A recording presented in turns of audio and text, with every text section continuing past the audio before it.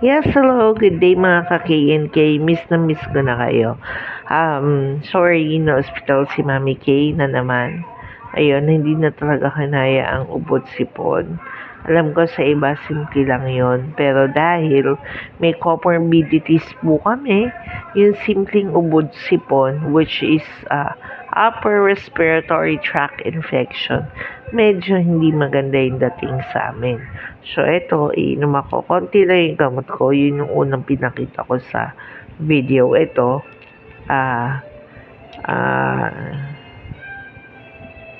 antibiotic. Hindi ko na mabasa. Nabuksan ko na.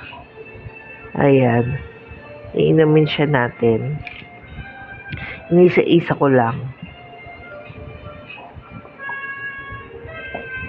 May nail polish pa ako. Pinakuha ko po yung acetone sa bahay.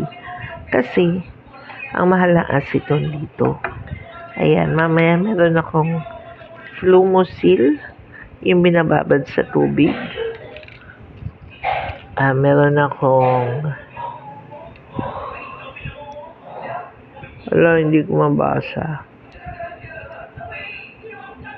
Ano daw siya? Punyemas. Sa puso ata to. Sa puso. Ayan, hindi ko alam yung basa niyan. Ito sa tiyan. Restine or Simeticone. Ayan. Generic name niya, Simeticone. Sa Sigmura.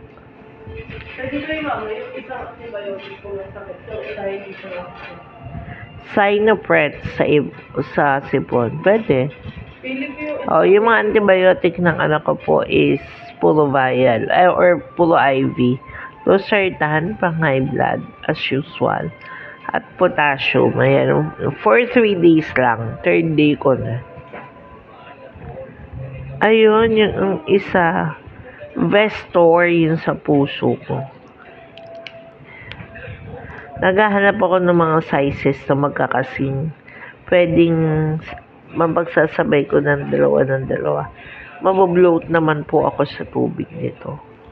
Tapos saka ako kakain ulit. Diba? Para mawala yung lasa. Ayan, mahirap magkasakit. Salamat po ADP sa HMO. At salamat po at nakakapagtrabaho din ako kahit nandito. Salamat De Los Santos sa bilis na wifi. Ayan.